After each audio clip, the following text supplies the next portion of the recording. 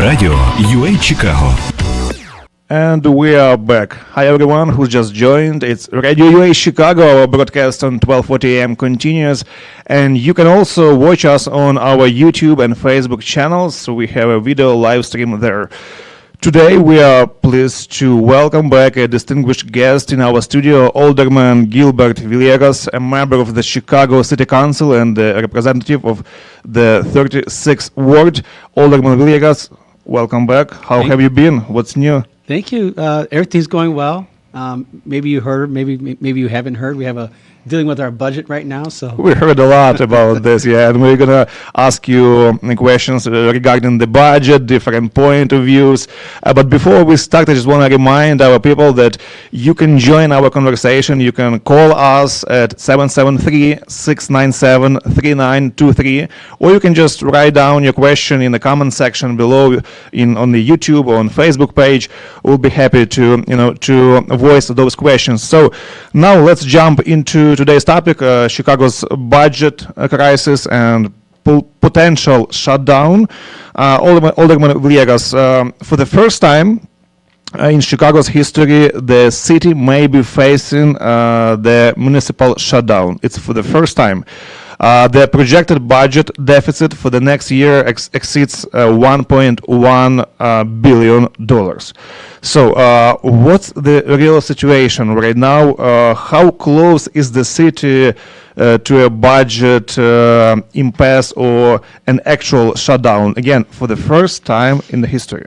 yeah, this is a very unique time that we're in right now in the city. And really, the only person who's really talking about a shutdown is the mayor.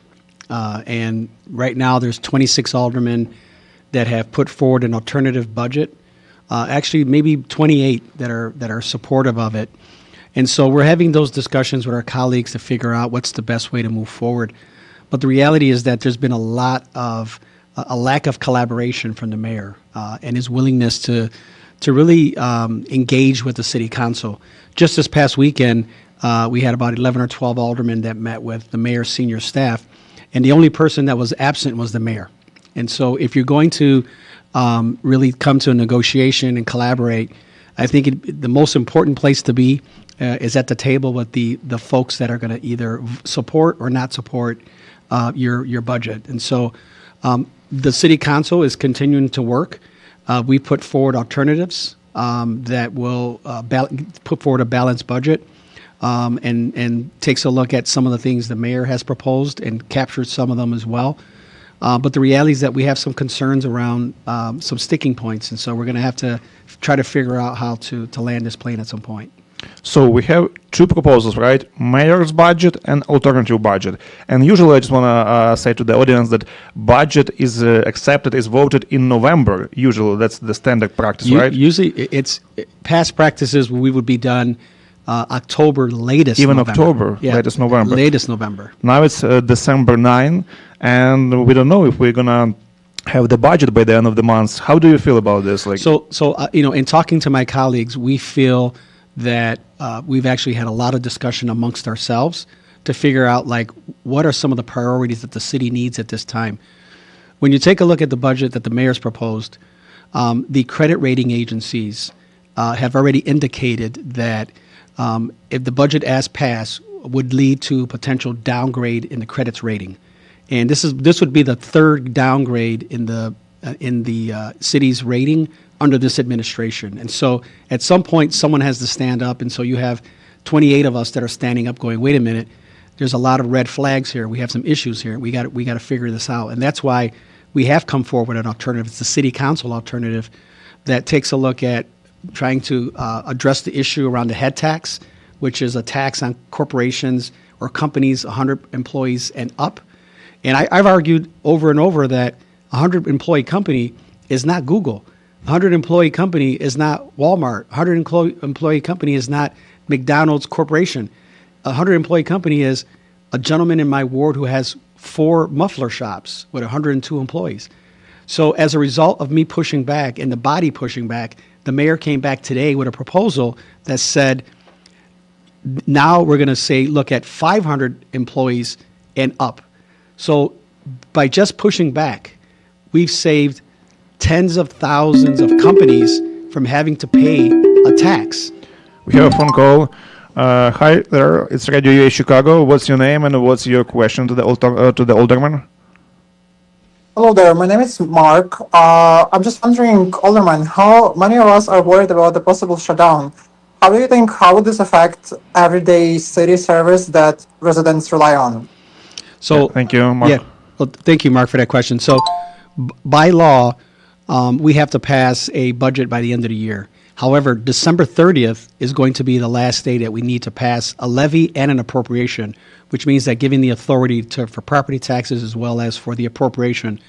So we're going to pass something on the 30th. It may not be the full budget, but we're going to pass something in order to keep, like a stopgap budget, in order to keep making sure we have police on the streets, fire, garbage pickup, making sure that we have the essentials that are there. Listen, we're not Washington, D.C., where we're going to have this major shutdown.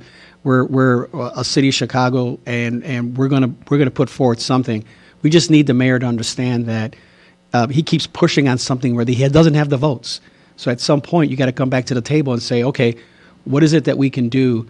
What is it that we need to accomplish? Because right now, the question is this budget that he's putting forward a campaign budget? And if that's the case, no problem. But if it's a budget based on what he thinks are his priorities, he has to also remember that we represent the people of Chicago as well. And when you have 28 aldermen, which is half the city's population, saying that this is a non-starter, then the mayor should heed that and come back to the table. So yeah, let's address some of the key differences between two budget proposals. As you mentioned, one of the most debated points in the mayor's budget is the head tax, right? So to our viewers, it's a tax on companies with more than 100 employees, where employers would pay for each worker, and you said that it will never negatively affect, right, some of the companies, because subconsciously we might think about Walmart, Costco, some huge corporations, but in reality it's a lot of businesses that maybe some of our friends are working and stuff like that. So what would you think will happen with the city if this head tax will be voted? So I want to emphasize that just based on our pushback and challenging the mayor, he's already said we're not going to start at 100 anymore. We're going to start at 500. So that means that So it's done already. So no more 100. Now Okay. it's 500 and up. But between 100 and 500, we've saved thousands of companies this tax of $21 a month that they would have had to pay. So if you take a look at the 100 employees, you would have had to pay $21,000 a year to the city just to hire somebody, just to have workers there. But now the question is, now you have companies that are 500 and up. Now the mayor has proposed making them pay $33 an hour. So it's more. So it's more. So now think about this. So you're a company with 500 employees, and now they have to pay $198,000 a year to have employees working in the city. So my question is, if I'm a business owner and I have 500 employees, that means I have a pretty robust back office where I have accountants and stuff like that. So do I pay the city $198,000, or do I take a look at hiring an accountant to look at my company and split my company in half and pay him $20,000 and avoid the $198,000 tax? Because as long as it's below 500, I'll be okay. That's what I'm saying. Right now, we're in a good trajectory as relates to like getting companies to relocate to Chicago. Right next to City Hall, we have a $3 billion Google second quarters headquarters that's coming there with 3,000 engineers that are coming there. Those are the businesses we want and the employees we want to come downtown, because that means that when they're downtown, they're parking in the garages, they're using public transportation, they're using office space, they're eating at restaurants. Yep. It helps everybody out. And so when post-COVID, when corporations learned how to work from home, like this would be the wrong time to implement some type of strategy, this type of tax right now. And we're talking about $83 million out of a $16.6 billion budget. So the question is, if the city council solves for the $83 million head tax, will he put it away, and that way we can focus on the big things and growing the city? But if he's focused on getting a head tax, regardless of what the amount is, then that tells me that this is a campaign budget, and he wants to be able to say later on that I tax the rich corporations and you know, these people did not. And I think that's the problem.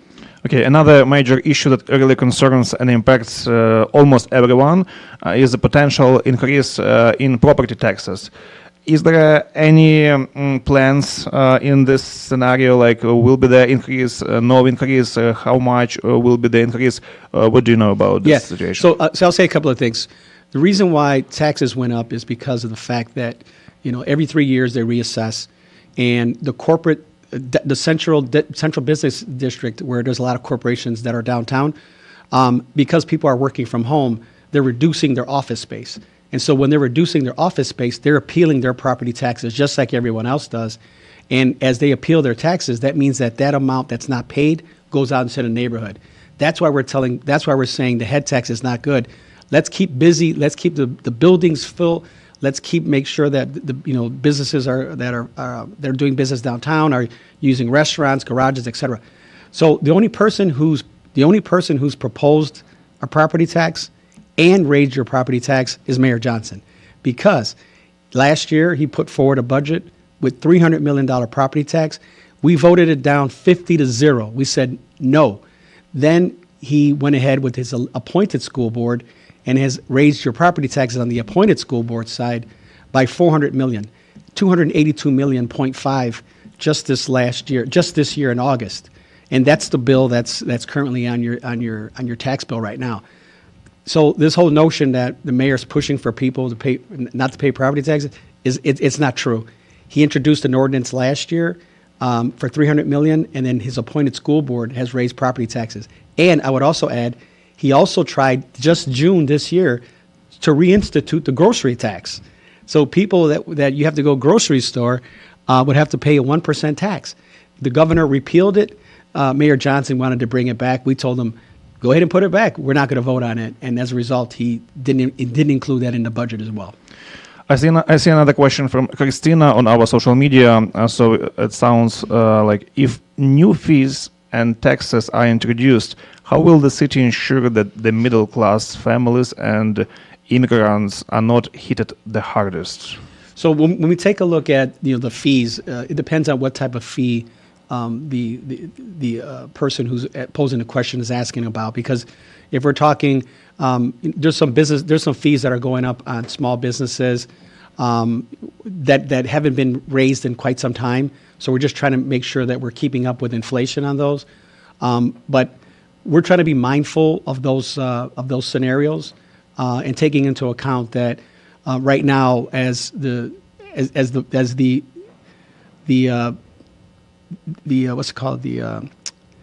our budgets are being impacted right now. We want to make sure that we're being mindful of that.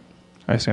Okay, let's move on. In contrast, the aldermen's alternative budget relies on another revenue sources, such as increasing the garbage collection fee, introducing a package delivery fee, raising taxes on alcohol to go. Why do you think such changes might be effective, and specifically these changes? Why? Yeah. So the reason why some of these things were being discussed is because the mayor kept saying that we're not coming up with ideas and we're not doing anything. And so what we did was we put maybe about 20 options on the table. Some of them focused around revenue, but a lot focused around efficiencies, making sure that we're doing more with less. And so I can tell you this, as it relates to the packages that are being delivered, that's a tax that people can pay or not pay, because they could just go to their local store and go ahead and shop in their brick and mortar store, which is hiring people, which is also but we live in a digital age, and people shop online. No, of course, 100%. We want that as well. But you have like companies like Amazon, FedEx, and UPS that are using electric vehicles, and as a result of that, they're not paying and contributing into the motor fuel tax. And as a result of that, that means they're using the roads for free. So we're trying to figure out how to capture some revenue in order to pay for that. But the good thing is that that's not part of this budget. That is something that was just brought up as a discussion. Again, to force the discussion around to see what are some of the things that our colleagues can support. As it relates to the garbage tax, again, that's something that was brought up. The reason why that was even talked about is because I want you to understand, I want your viewers and your listeners to know, that the city of Chicago, it costs $44 per can to provide the service. We're charging $9.50. We have not changed that rate since 2015. So for 10 years, the $9.50 has been the same. So there was a discussion about, well, what do we do? We can't take it to $44 a can because even though that's what it costs us, what can we do to try to make sure that we're being fair in capturing some revenue that's kind of fair and in line with the consumer price index? So that's why that number was floated. Again, it's not part of the budget. Those are things just being discussed. Okay, so again, the budget deficit for the next year is 1.1 billion. So do you think your alternative proposal can fill in that gap, 1.1 billion? So we're looking at 400 of the 40. So of the 1.1 billion for this year, there's 1.2 billion for next year. So I want to put that on the record as well. So we're taking a look at 441 million of the 1.1 million that we have concerns with. The head tax, concerns around borrowing.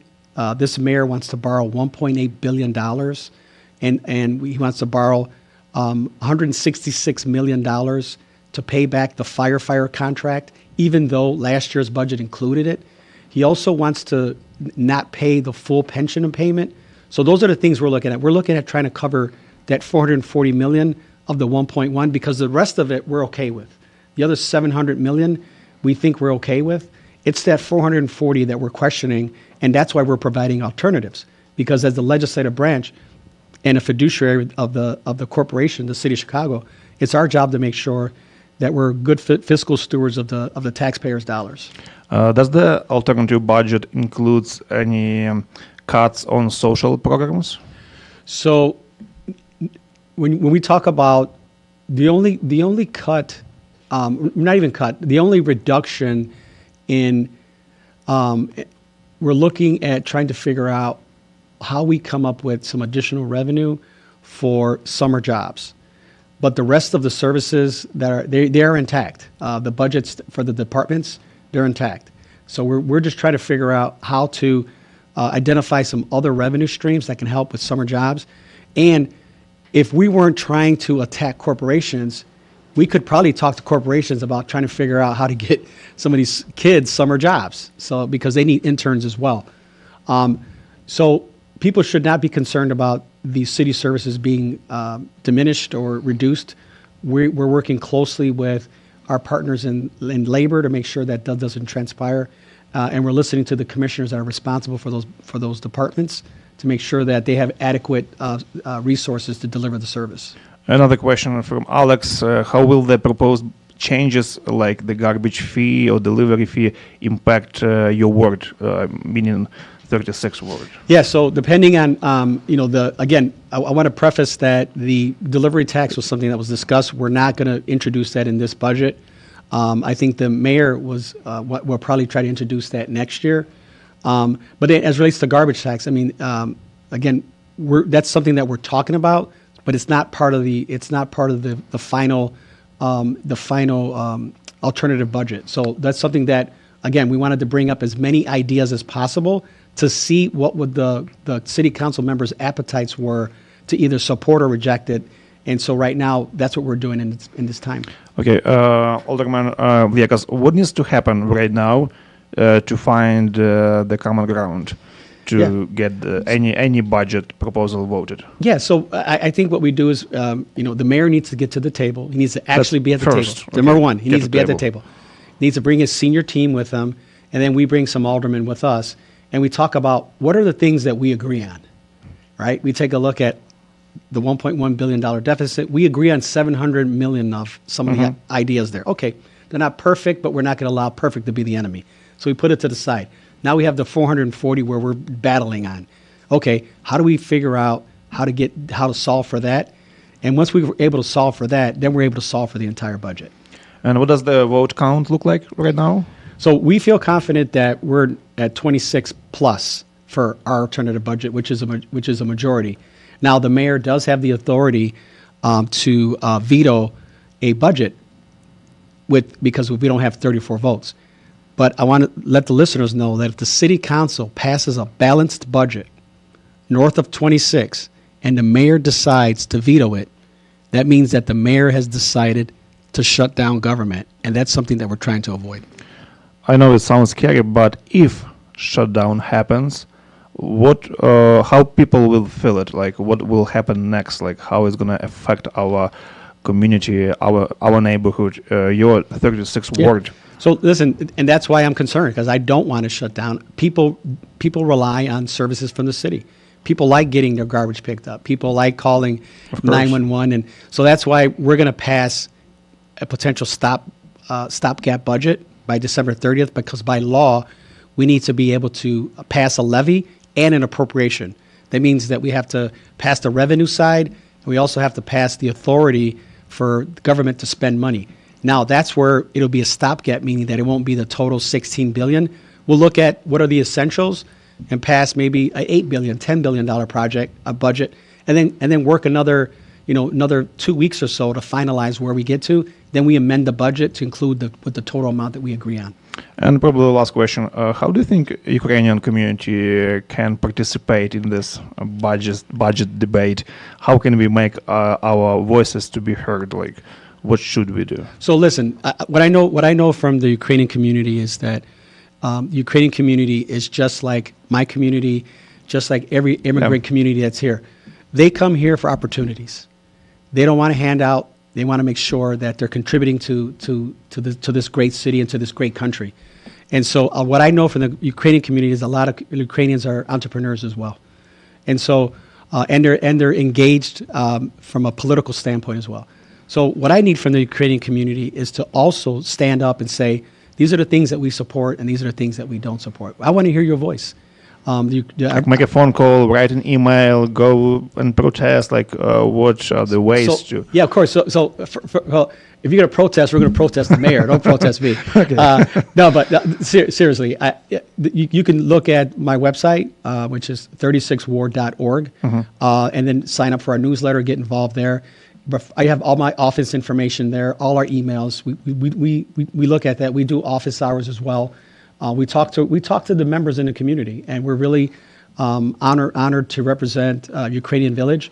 We have a great relationship with the Ukrainian community, and we're going to continue to build on it because, again, this is a community that's been around in the city for over a century, and you've contributed to this great city, and I want to make sure that you have great representation. And so get involved with our office, and we'll be more than happy to direct and kind of find out where you want to fit in.